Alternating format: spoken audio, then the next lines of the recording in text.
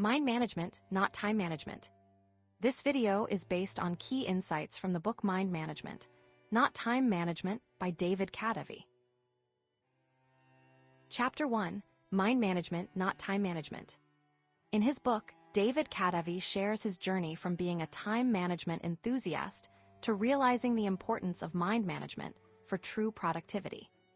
For years, Kadavy believed that maximizing time was key to getting more done. He meticulously scheduled tasks, learned keyboard shortcuts, and even outsourced menial chores to save time. However, his relentless pursuit of efficiency led to burnout, anxiety, and a feeling of constant rush.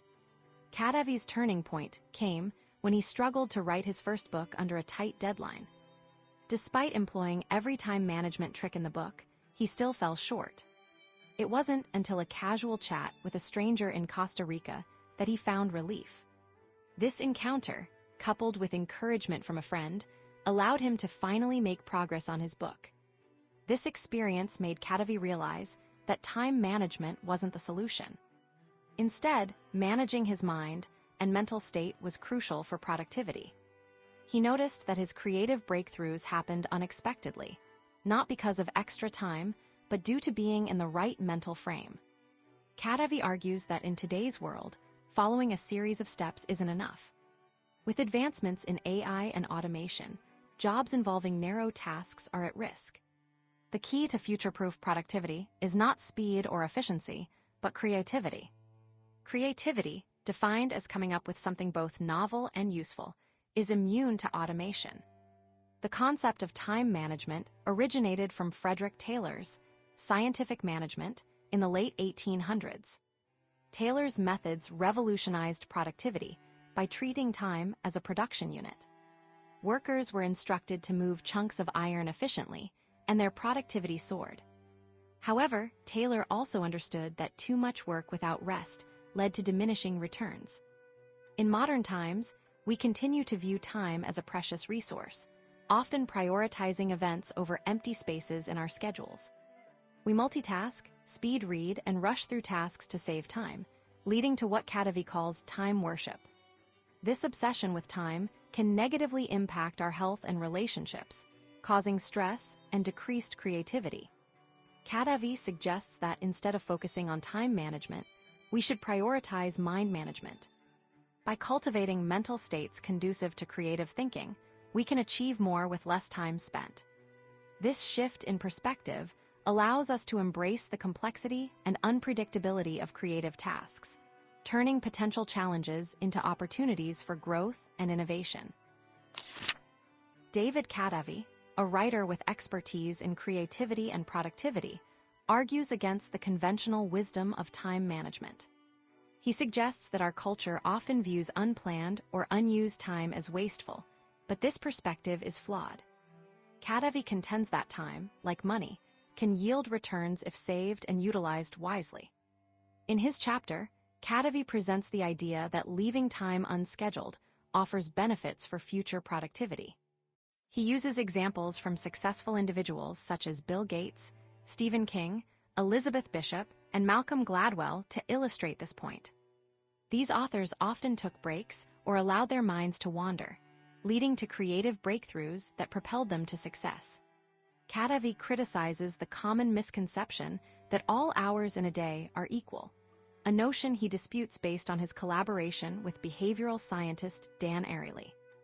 They discovered that different hours suit various types of work better, some for analytical thinking, others for creative tasks. This understanding challenges the time management paradigm, which assumes all time is uniformly valuable and productive. The chapter further explores how productivity should not solely focus on output, but also on the quality of ideas generated during specific mental states. Kadavy argues that being productive today means managing one's mind effectively to foster valuable thoughts, rather than just optimizing time. He advocates for a shift from time management to mind management. In another section, Kadavy discusses the false assumptions underlying traditional time management strategies. The first assumption is that time is a commodity, equally valuable in each passing moment. However, as he points out, this isn't true due to varying mental capacities throughout the day. Secondly, productivity is often defined by the quantity of tasks completed, ignoring the quality and impact of those tasks. To demonstrate these points, Kadavy provides examples such as writing a best-selling novel versus one that sells poorly. Both may require equal word counts and effort, but yield vastly different results due to idea quality. He also references neuroscientists who show how sudden, seemingly unconnected ideas can lead to major breakthroughs, often influenced by prior experiences or mental conditions.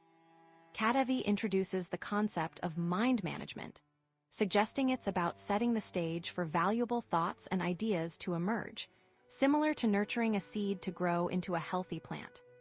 He praises productivity experts like David Allen and Cal Newport for their approaches that emphasize managing mental energy over merely optimizing time.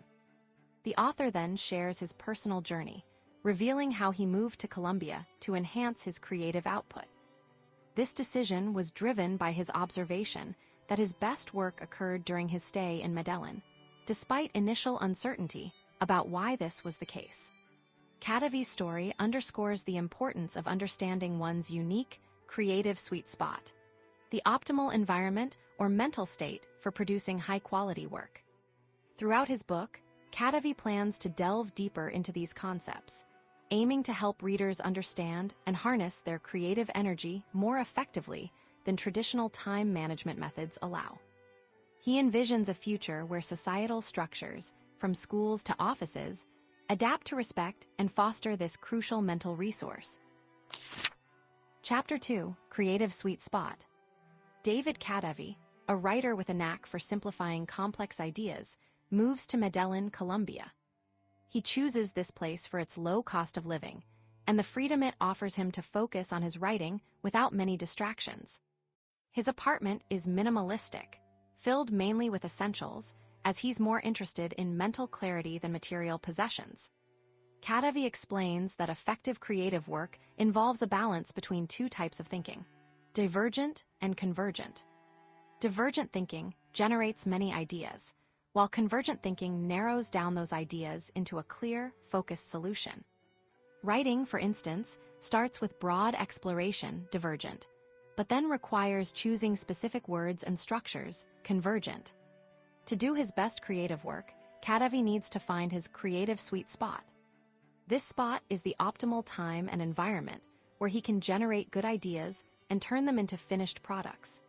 He likens this to a jar filled with big rocks first, then smaller stones, and finally sand and water, symbolizing prioritizing important tasks before filling up on less crucial ones.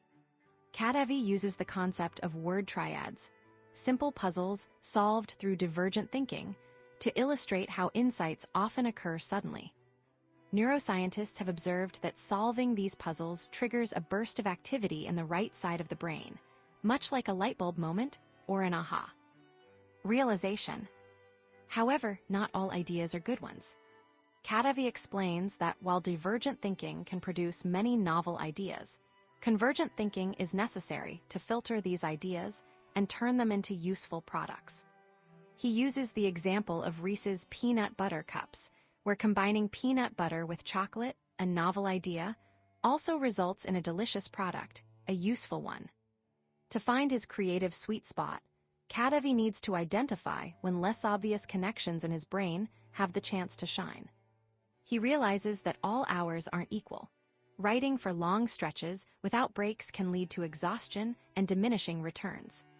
He also understands the importance of timing different parts of the day, offer varying levels of mental energy.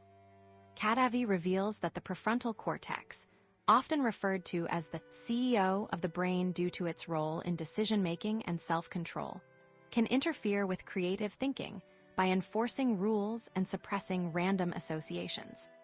For insightful thinking, less interference from this part of the brain is beneficial. This is why many creatives, including famous writers and composers, prefer to work in the morning when their prefrontal cortex isn't fully awake yet. To optimize his mornings, Kadavy implements what he calls the first hour rule. This rule suggests dedicating the first hour of each day solely to working on your most important task, without distractions like email or social media checks. This strategy not only helps maintain focus, but also creates a productive start to the day, setting a positive tone for the rest of his activities. By understanding and applying these principles, Kadavy aims to create an environment conducive to his most productive creative work. David Kadavy, an author known for his insightful exploration of creativity and productivity, delves into the concept of being truly productive. He begins by explaining the difference between grogginess and sleepiness, emphasizing that the former is a result of sleep inertia, a state where one is not quite awake after sleeping. This groggy state, according to Kadavy, is ideal for divergent thinking, a crucial component of creative work. In contrast, sleepiness, which typically sets in at night due to accumulated sleep debt, suits convergent thinking better. The latter requires higher energy levels and sharpness, usually present in the late morning after sufficient rest. Kadavy himself follows this routine, dedicating his first hour each morning to drafting a blog post, followed by editing and publishing it. This approach allows him to capitalize on his creative sweet spot, the morning grogginess for divergent thinking and the subsequent alertness for convergent thinking. While sleep deprivation can enhance creativity due to its effect on the prefrontal cortex, Kadavy advises against it intentionally. This is because adequate sleep is vital for memory consolidation, an essential step in generating good ideas by connecting stored concepts in our minds. However, he acknowledges that involuntary sleep deprivation, due to circumstances like jet lag, can be advantageous for high-level brainstorming sessions, which can later provide illumination or insights. Kadavy's personal journey to find his creative sweet spot led him to Medellin, Colombia. He noticed a pattern in his experiences there. The first week was refreshing, the second week felt inconvenient due to delays, and by the third week, a significant mishap would occur. This event, which Kadavy terms the temporal switch, causes him to shift from a clock time mindset, focused on schedules and deadlines, to an event time perspective, where each day is an individual event rather than a timed slot.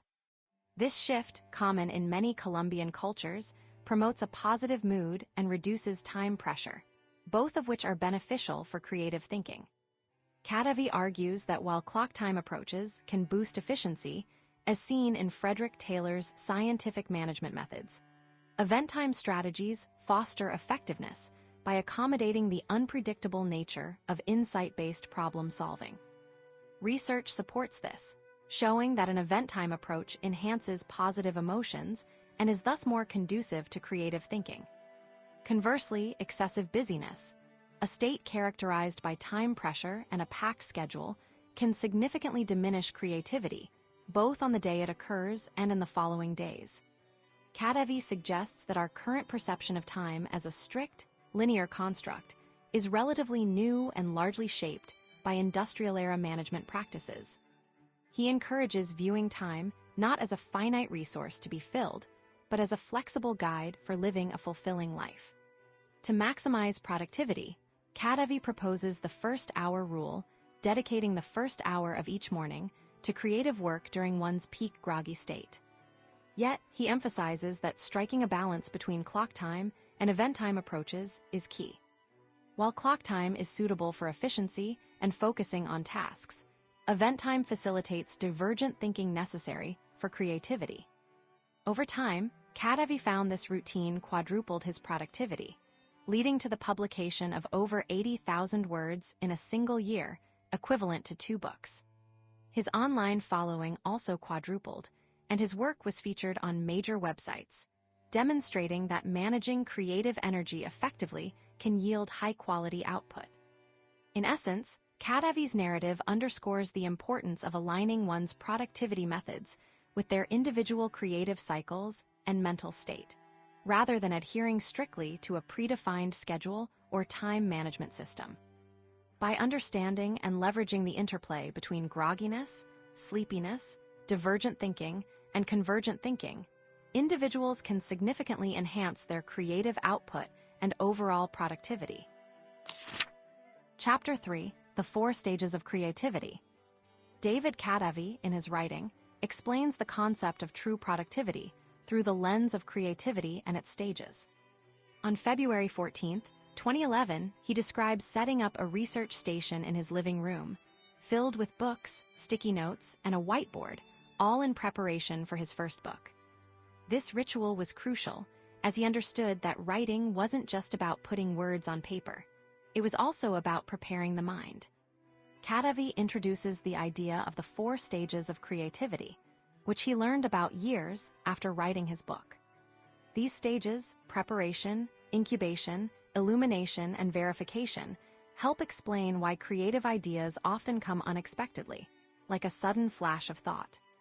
Preparation involves diving deep into research and understanding the problem thoroughly, so much so that one can discuss or brainstorm solutions without notes.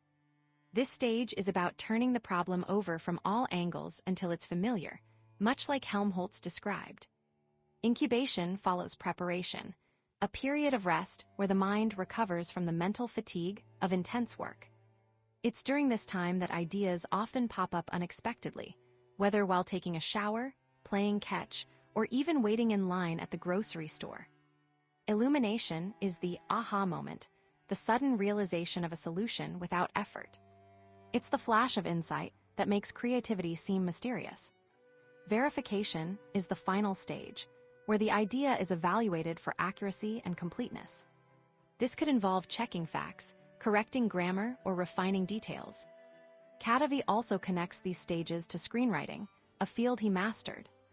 Instead of jumping into dialogue writing, successful screenwriters like his students, including Russell Brand and Julia Roberts, start with the big picture, the story's fundamentals. They prepare extensively, test their ideas, and then, finally, write the dialogue. The author emphasizes that these stages aren't rigid. One might jump back and forth between them. For instance, while doing background research preparation, one could also be getting feedback on a draft verification.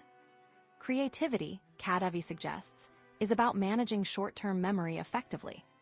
Our brains have limited stage space, our short-term memory, where we can keep and manipulate information. When we try to do too much at once, we fill this space quickly, leaving no room for connecting ideas creatively.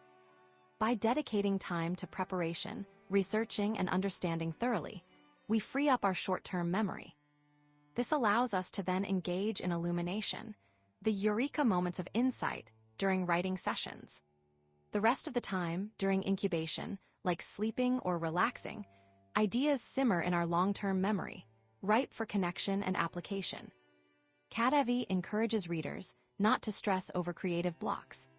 Instead, they should soften these blocks through thorough preparation. This way, when the mind is ready, it can draw upon a wealth of stored information for those sudden, brilliant flashes of insight, the true essence of productive creativity.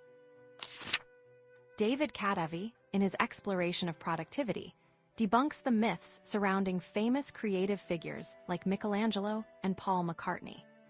He emphasizes that these artists, despite their genius, followed a structured process that involved 4 key stages: preparation, incubation, illumination, and verification. Michelangelo, often romanticized as effortlessly chipping away at marble to reveal his sculptures, actually spent extensive time planning. He created detailed wax or clay models of his works before carving them into stone. His unfinished sculptures appeared to emerge from water because he used a model submerged in a tub while chipping away at the marble. This method allowed him to visualize and replicate the human form with such precision, drawn from his extensive studies of anatomy, including dissections. Similarly, McCartney's composition of Yesterday wasn't as simple as it's often portrayed. After dreaming up the melody, he spent a year and a half verifying its originality by playing it for others. He was unsure if he'd heard it before, fearing it might be an old jazz tune his father knew. The lyrics came to him during a relaxing drive in Portugal, not just from a dream. Even after the words arrived, there was more verification needed before recording the song in London's EMI studios. Kadavy argues that understanding these stages can enhance productivity. Preparation involves learning about and gathering information related to your project. It might include sketching, making models, or researching, as both Michelangelo and McCartney did. Incubation happens when you step away from the task, letting your subconscious mind work on it. This could be during sleep, leisure activities, or any break from direct work, as McCartney experienced while enjoying a Portuguese vacation. Illumination is the aha moment, the flash of insight when solutions or ideas suddenly become clear, like McCartney's lyrics appearing during his drive. Finally, verification is ensuring your creation meets standards and serves its purpose, as McCartney did by playing Yesterday for others before recording it. By recognizing these stages, Kadavy suggests, we can better manage our creative processes. We shouldn't expect constant progress or immediate results. Instead, we should allocate time for each stage. Preparation might involve deep research or planning. Incubation could be a relaxing walk or nap. Illumination might strike during a shower or drive, and verification could be setting aside time for revisions or feedback. Kadavy's personal journey mirrors this advice. He found his writing sessions more productive once he embraced each stage. By accepting that creativity isn't always instantaneous or easy, we can cultivate a healthier relationship with our work, turning potential frustrations into opportunities for growth and deeper understanding. Chapter 4: The 7 Mental States of Creative Work. David Kadavy, a writer and productivity enthusiast, explores the concept of 7 mental states crucial for creative work. These states are not just about the progress of a project, but more about the mindset one needs to be in while working. The first state is prioritize, where Kadavy creates a plan for what needs to be done, how it should be done, and what can wait. This often happens at his favorite spot, the 95th floor corner cafe of the John Hancock Center in Chicago, offering a panoramic view of the city. The second state is explore, which involves diving into source material without a specific goal. Kadavy uses this state for his nighttime research sessions at Ipsento Coffee's dimly lit backroom. Here, he allows himself to wander off course, feeding his curiosity. The third state is research. Unlike exploration, research is focused and goal-oriented. It's about finding precise answers to specific questions that will shape his work. Generate is the fourth state. This is where Kadavy writes his first draft, producing his finished product. He finds this process most effective in a bright, window-filled cafe after a relaxing massage. The fifth state is polish. Here, Kadavy refines his work, ensuring grammar and spelling are correct and facts are accurate.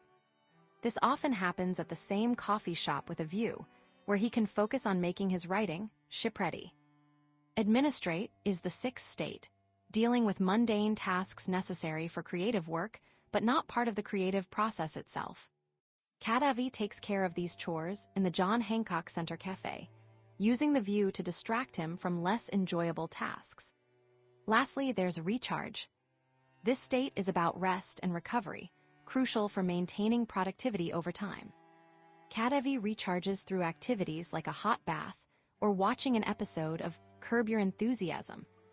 Kadavy emphasizes that these mental states work together harmoniously, much like gears in a clock, driving creative work forward smoothly.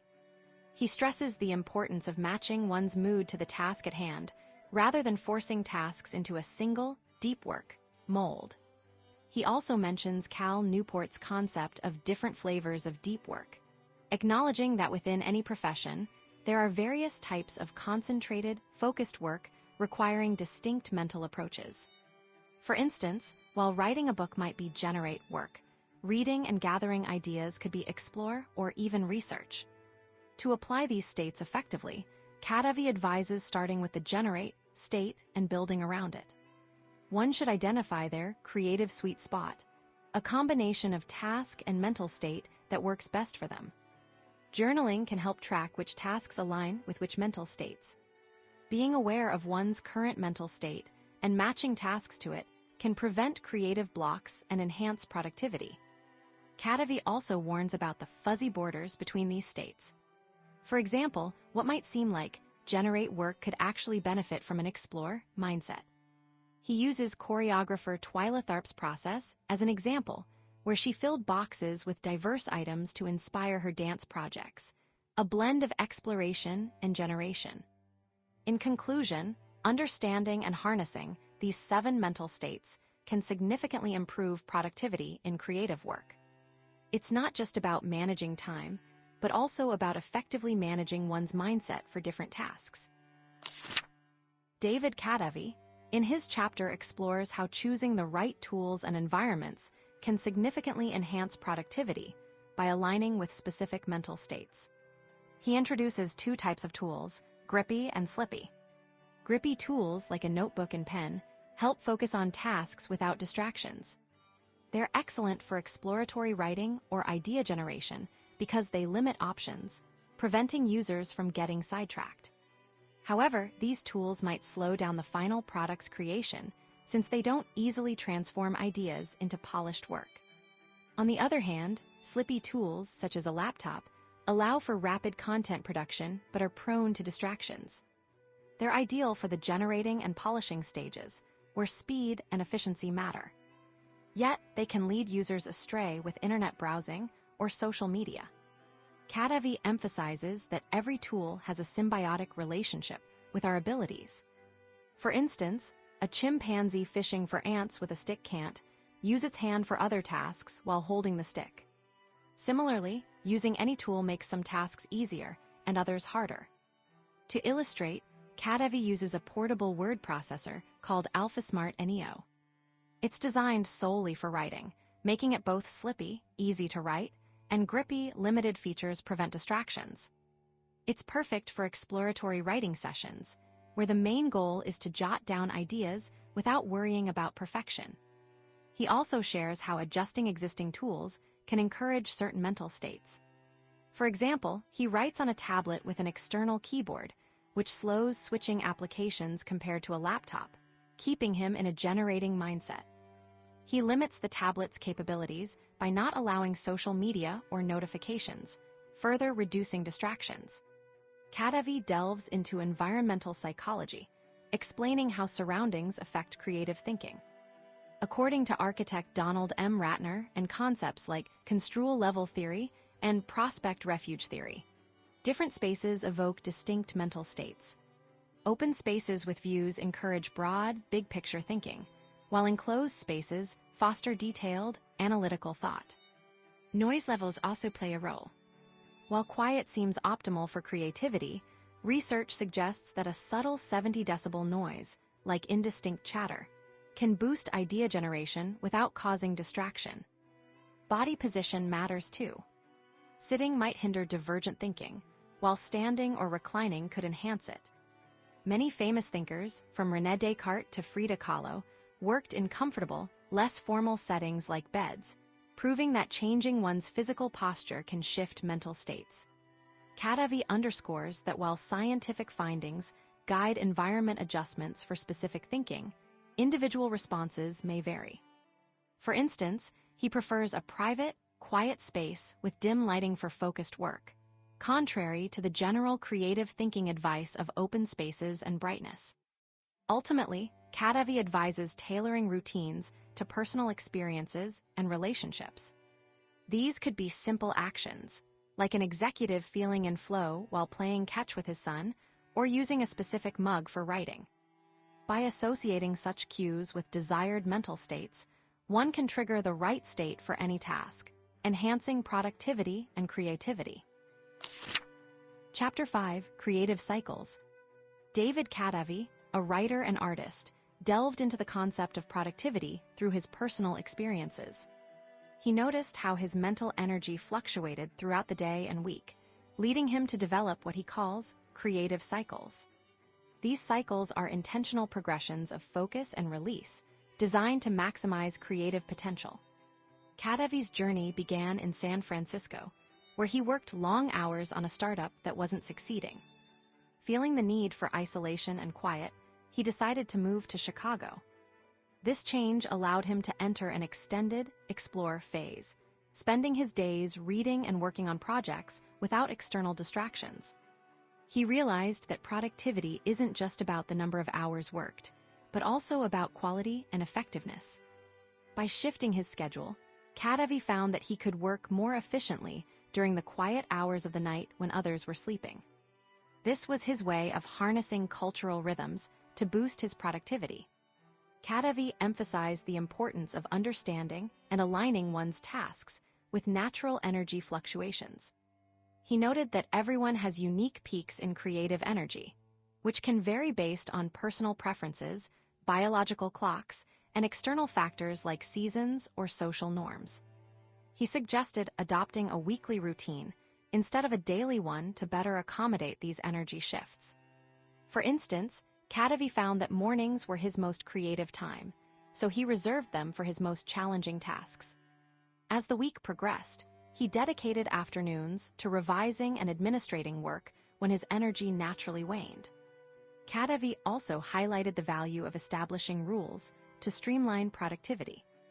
One of his rules was to avoid meetings on Mondays and Tuesdays, allowing him to fully immerse himself in creative tasks without interruption. In essence, Kadavy's approach to productivity revolves around understanding personal energy patterns and strategically scheduling tasks to align with these high-energy periods. By doing so, one can optimize their mental states for maximum creativity and efficiency, turning themselves into a sort of perpetual creativity machine. David Kadavy, a writer and self-proclaimed productivity expert, has developed a unique approach to maximize his creative output. He calls this method creative cycles, which revolves around the rhythms of his mental states and the world around him. Kadavy believes in setting aside specific days for certain tasks to enhance productivity. For instance, he occasionally designates Mondays as prefrontal Mondays. This term refers to using the prefrontal cortex, the brain's executive area responsible for planning and long-term thinking, intensely. He does this after disconnecting from work over the weekend, ensuring his mind is fresh and free of fixated ideas. This approach mirrors how Steve Jobs, former CEO of Apple, utilized Monday mornings for strategic meetings with his executive team. These gatherings were pivotal in centralizing control and determining the future direction of Apple's products. Kadavy sees a parallel here. Just as Jobs used this time to choose what Apple wouldn't do, thus focusing its resources wisely, Kadavy uses his prefrontal Mondays for evaluating priorities in his business. Kadavy also emphasizes the importance of a weekly review, inspired by David Allen's Getting Things Done methodology. He conducts this review on Sundays, dedicating it to planning his general schedule and life, not just his professional tasks. This process involves managing inboxes, reviewing his calendar, making dinner invitations, confirming appointments, and planning his workouts. The weekly review's primary goal is to streamline his week by considering all upcoming events and preparing for them mentally. For example, instead of deciding travel logistics in the morning on departure days, he plans these details during his Sunday review, allowing him to have a peaceful writing session in the mornings. Kadavy's weekly routine also includes an "at this week" note, where he jots down tasks that need attention during his weekly review. This could be anything from remembering family members' birthdays to planning trips. By doing so, he ensures these items are not causing mental clutter throughout the week. He highlights the power of incubation, a process where the brain works on problems subconsciously while focusing on other tasks or rest. This is evident in his alternating incubation method, where he switches between two demanding tasks to leverage this natural cognitive function. Moreover, Kadavy introduces the concept of a week of want. This is a week dedicated solely to exploring what one truly wants to do, rather than what they feel obligated to accomplish. This method allows for deeper creative thinking and better idea generation by disconnecting from goal-directed activities. In essence, Kadavy's productivity strategy revolves around leveraging natural mental rhythms, strategic planning, and the power of incubation. He advocates for structured routines that respect the ebbs and flows of creative energy, all while allowing flexibility for spontaneous inspiration. His methods aim to minimize procrastination, enhance focus, and foster a consistent, high-quality output of work. Chapter 6: Creative Systems. David Kadavy, a writer and podcaster, found himself in a challenging situation while preparing for an interview with Dr. David Rock. The constant noise from construction next door made it nearly impossible to focus or record the conversation. Despite the distractions, Kadavy realized he needed to find a solution, not just give up. Kadavy's predicament was part of a larger issue: his struggle with visa problems and unexpected changes in immigration laws. This series of events left him scrambling for stable ground, ultimately landing in a noisy Panama City apartment. However, instead of succumbing to these circumstances, Kadavy decided to leverage his creative systems. Creative systems are structured methods that guide creative work from conception to completion. They are like a blueprint for making different types of cupcakes using the same tin and oven settings. Even though each cupcake has unique flavors and designs, they all follow the same baking process. This structure allows for variety while saving mental energy and increasing productivity. Kadavy's creative systems were built around creative cycles, which are the stages a creative project goes through, much like a journey with specific starting points, routes, and destinations. These cycles include planning, execution, reflection, and rest. By knowing his itinerary, Kadavy could plan ahead and adapt when unexpected events, like construction noise, disrupted his routine. A crucial component of creative systems is the minimum creative dose. This refers to the smallest action one can take on a creative project to make progress. It's similar to taking the minimum effective dose of medication to achieve results. For example, if Kadavy wanted to learn Spanish by watching movies, his minimum creative dose might be watching just 20 minutes of a Spanish film daily. This small dose allows his subconscious mind to absorb and process the language during rest or other activities. Kadavy's systems also incorporated batching, where he grouped similar tasks together, much like baking an entire tray of cupcakes instead of just one. By organizing his work in this way, he could optimize efficiency and creativity, even when facing adversity like construction noise or visa issues.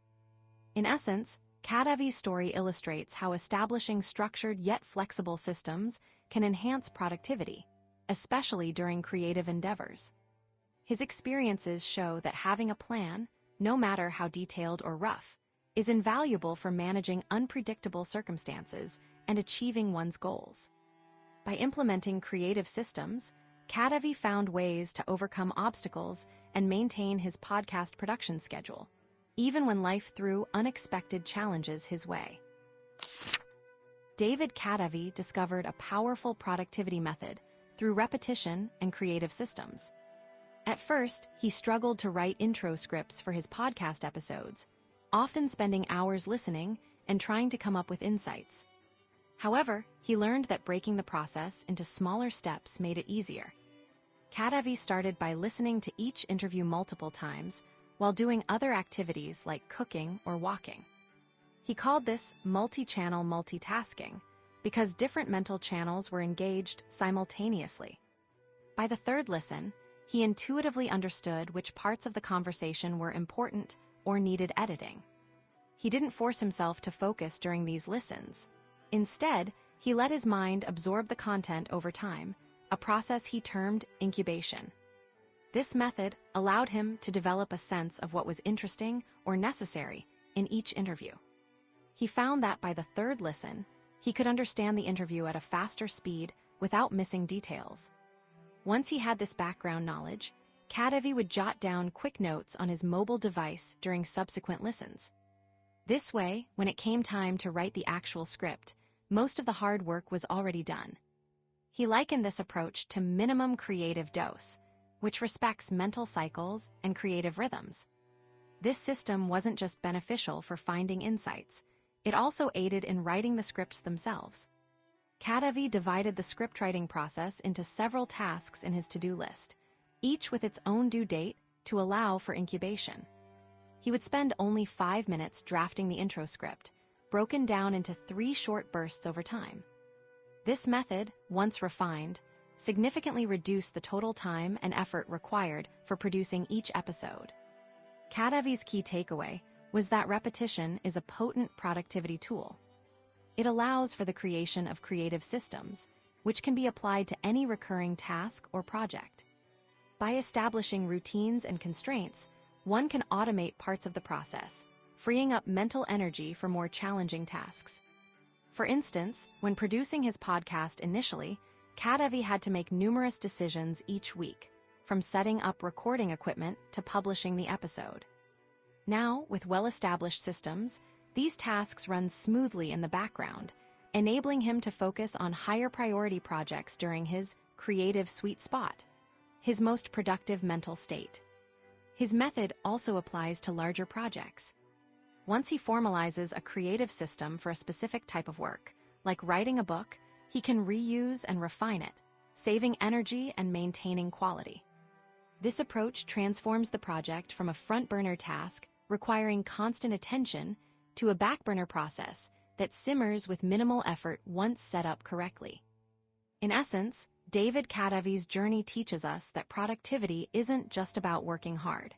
It's also about working smart through strategic repetition and the development of creative systems.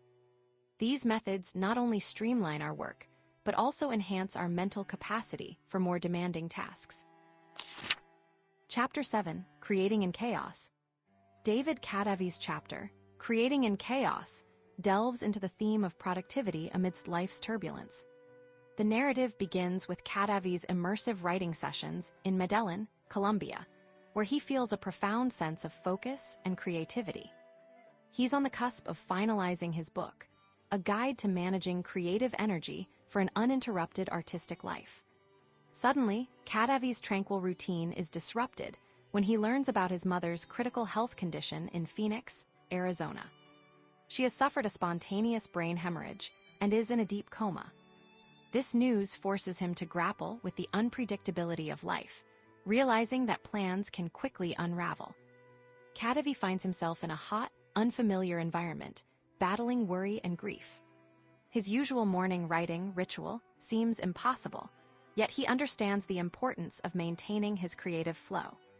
He decides to prioritize his tasks, focusing on what truly matters, his podcast, and spending quality time with his father. Despite his overwhelming circumstances, Kadavy realizes the value of flexibility in his creative system. He adopts an antifragile approach, learning from Nassim Nicholas Taleb's concept. Instead of rigidly sticking to his routine, he allows for spontaneity and adaptability, understanding that life's chaos can be a catalyst for growth. In Phoenix, Kadavy organizes his tasks based on mental states rather than projects alone.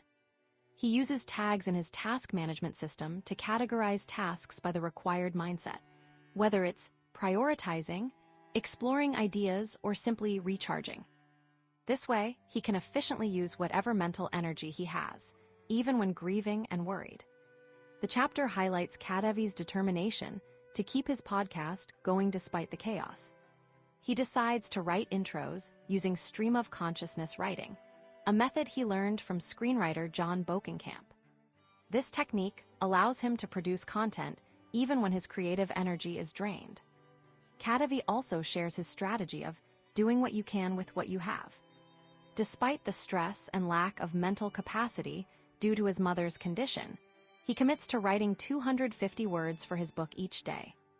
He accepts that these might need revision later, but prioritizes making progress, no matter how small. The narrative underscores the importance of resilience and adaptability in maintaining productivity during challenging times. Kadavy's experience demonstrates that a rigid system can crumble under unexpected life events, but an antifragile approach can turn adversity into an opportunity for growth and creativity. His story serves as a reminder that flexibility is key to staying productive in the face of life's unpredictability. David Kadavy, an expert in productivity and habit formation, introduces the concept of task triggers as a crucial element for remembering tasks. A task trigger is essentially a stimulus that prompts you to complete a task. To use them effectively, strategically place your triggers within routines you already follow. Kadavy gives the example from his middle school days when he never forgot his backpack. He placed it next to the doorway, making it impossible to leave without walking past it and picking it up. This became a reliable trigger for him to remember his backpack. Similarly, after brushing his teeth each night, he would place the books he needed for school in his bag, using this routine as a task trigger. The perfect task trigger should be dependable, context-specific, simple to implement, and linked directly to the task itself. Reliability ensures the trigger happens consistently, so you can focus on other things without worrying about missing a cue. Context-specific means it should remind you exactly when and where you need to act. Simplicity is key to make the trigger easy to follow. Attaching the trigger to the action makes it most effective, as the stimulus itself becomes the tool for the task. However, creating an ideal task trigger isn't always possible. There are often trade-offs among factors such as mental load and complexity. Mental load refers to how much brainpower a task requires.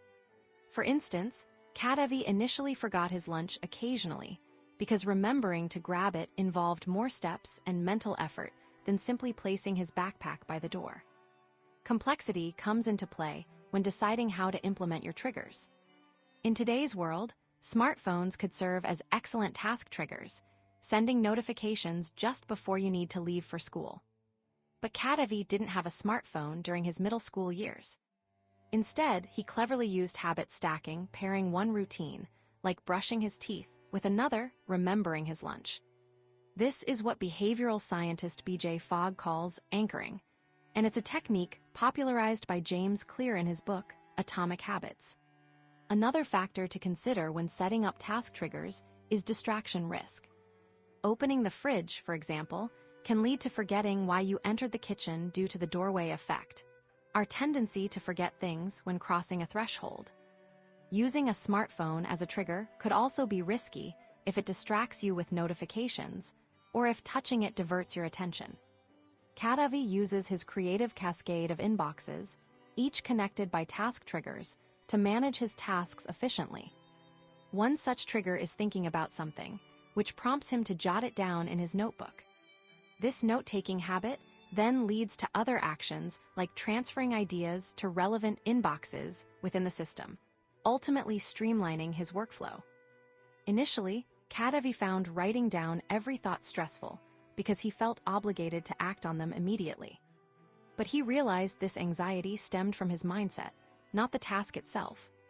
Once he allowed himself to record ideas without feeling compelled to follow through right away, capturing thoughts became a productive habit.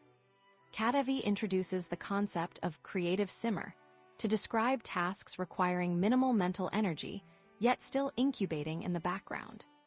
These are projects or ideas that can be stored and revisited later, when inspiration or context aligns perfectly, much like a slowly simmering pot on a stove. His personal approach to managing such simmer projects is through dedicated folders labeled R&D, Research and Development.